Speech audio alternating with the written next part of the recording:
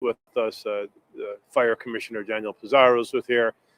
Two deputy mayors. We have people from the Preservation Board, architects, and engineer. But as you can see, there was a big fire last night in the school building from the old St. Anne's Church. Over 100 firefighters came to the scene last night.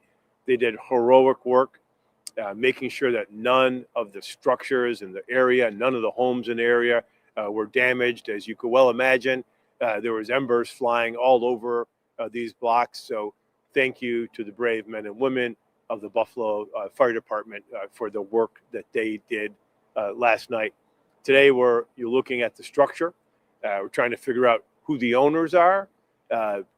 The property transferred hands this week, but we're not sure exactly if the transfer went through. So we're trying to figure out who owns it, what sort of funds they have. But the building now is severely compromised, and it's not looking good to save the building. But before we make that determination, we have to speak with the owners to see what their will is in an attempt to preserve the building. But I'm going to bring up Fire Commissioner Daniel Pizarro, and he can tell you a little bit more about what happened last night and what's going on still today. Commissioner. Thank you, Mayor. Good afternoon, everyone. At about 11:09 last night at 468 Emslie, the building behind us, Buffalo fire units were dispatched to the report of fire.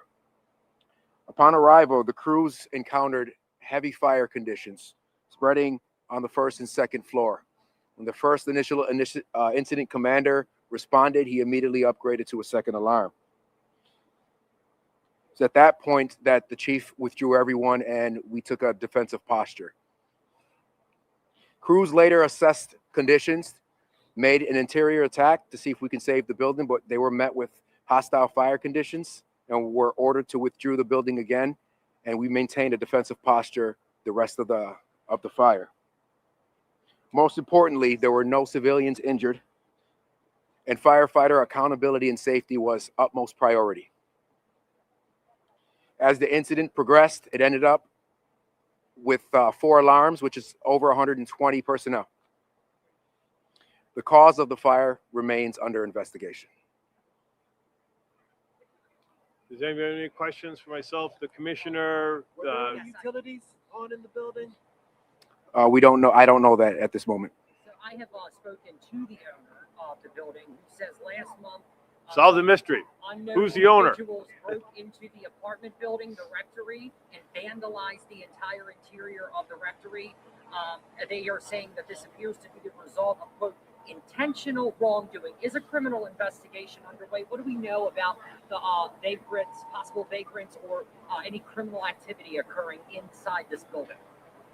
What I can tell you right now is our fire investigators are actively doing an investigation to figure out the cause. Right now, that cause is under investigation, so we don't have a definite answer for that. It seems like it's still smoldering.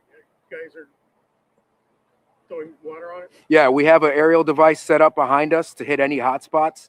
A lot of that smoke you see behind us could be steam. It could be a mixture of steam and smoke. The color of the smoke changes depending on the weather. So we do have fire apparatus behind us on standby with water ready to douse any types of hot spots that we have if they come up. How dangerous is this right now to anyone who may be coming by to look at it or go inside or whatever? I mean, is it, and how quickly do you need to get it down once you review the It's a precarious situation. As you see behind us, there is a perimeter set. And that perimeter is set up to about the height of the building to set up what's called the collapse zone. So when a building like this is compromised, there is always a risk of sudden collapse. But we keep that in mind when we establish the collapse zone. Did the cold impact any of the work last night? Absolutely. Fires like this in the cold changes the fire dynamics. Fire tends to spread fast. The building itself is over 130 years old, and it's made of heavy timber construction. So over the years, with oil and lacquer on the building, once those timbers get going, it's a heavy fire. That fire load is actually very tough to extinguish from a manual firefighting perspective. Preservationists who live in the neighborhood have been looking at the structure. A lot have been calling to try to save it. What can you say about the possibility of that actually happening? Hold on. Let's yield to President. Sure. Get right up. Get right up. Sorry. It's a difficult situation. And so we need to assess the building and whether or not it can be saved and how much of it can be saved. The important thing is to remember that it is a local landmark. It is National Register eligible, but having one piece of it helps the entire campus be saved. So we need to take a strong look at this and make sure that we're making the right decision here, because it's going to have implications for the entire block. But, you know, it may only be a portion of it that can be saved. With all the ice that's in it, that's an added weight that is just significant on the structure, even beyond what has fallen in. There have been repeated attempts by people to salvage this building, turn it into something else over the years. How much of a priority will this structure and the church position in the city now? It's important to keep in mind these buildings are privately owned. So individuals or companies or nonprofits, they own the building. You know, it's their responsibility to utilize them, secure them. And so, you know, that's what we're dealing with now is, you know, we're trying to, we have yet to be in contact with the private owners. We're trying to track down, you know, who they are, you know, to figure out what's their interest in preserving the building. Do they have insurance? We don't know any of those questions. And that'll certainly factor into the decision of whether the building will be demolished or maintained. But certainly if the private owners have the ability, they could come in and to start stabilizing work, but it has to begin immediately because as you can see, the building is still burning and water is still being applied, and there's going to be more ice gathering on the building, which, you know, just further compromises the ability, you know, to stand. We've seen other historic buildings suffer fires. We saw it happen in Cobblestone District, and then the previous administration used some eminent domain and some battles like that. Mayor Ryan, how will your administration deal with situations like this when they arise? So we'd like to avoid these situations, you know, and you do that is by working with the Historic Preservation Board and historic preservation advocates in the community to make sure that we are identifying these important buildings, but interfacing with the owners immediately to make sure the buildings are secure, to see if there's utilities, to see if there's fire suppression units in them. So I'm going to be more active in interacting with the owners of the historic buildings to make sure that tragedies like this aren't occurring on the regular. You know, we've seen it time and time again, buildings that were in bad repair, but we have to work together with our building inspections department, but also mostly with the private owners to, you know, get them moving on actually preserving these buildings, because, you know, we dodged a bullet last night. We had over 120 firefighters here, and, you know, knock on wood, nobody was hurt. Firefighters die every year in abandoned buildings, you know, throughout America. And we're also lucky because of the good work of the Buffalo Fire Department, it didn't spread to other structures in the neighborhood. So, you know, we don't want more of this happening. We're going to take a proactive approach to it.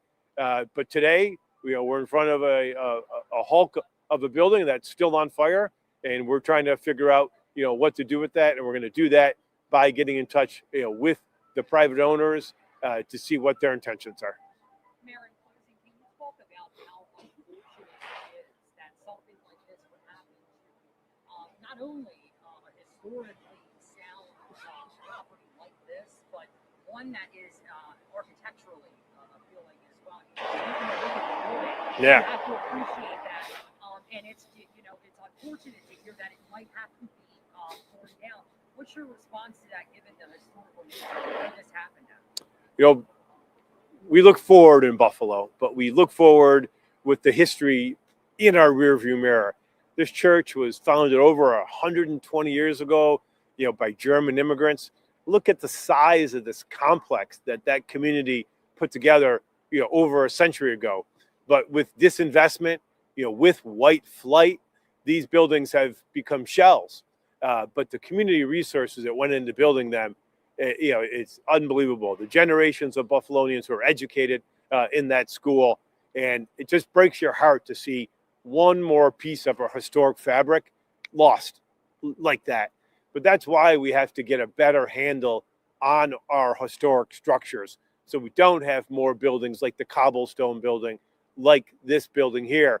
But it's going to be a problem that is with us, because right now the Catholic Church is continuing to disinvest in the city of Buffalo, and more churches will be up for sale. And we just want to make sure that those churches go to organizations that have the capital to maintain the buildings, to keep them safe, to keep them boarded up, to keep fire suppression systems going. And that wasn't happening on this site. You want to talk about the history at all? Does something need to get done about all that ice on those power lines? Because So the whole there's situation, a lot of yeah, weight there. yeah. Do we know if those are on or off? The power's off. Yeah, the power's off on those lines, but the pole itself is compromised because of all the weight, and that gives you an example of the amount of stress the building is under right now. Its roof braces are all gone, and that has tons and tons of ice accumulated to it. So right now, those power lines are off. But does that ice need to come off, or are we going to just wait for it to melt? I mean, when the power does come back on, you don't want. I'm just guessing here because it looks pretty bad. Yeah, answer to that. Sure. Yeah, we wouldn't leave it. Like I said, there's a, let's call it a controlled zone where if it does collapse, it is something that we're ready for. But in no way, shape, or form will we leave the ice of that precarious nature there when we leave. All right. Thank you, everybody. Thanks, everybody. Stay warm.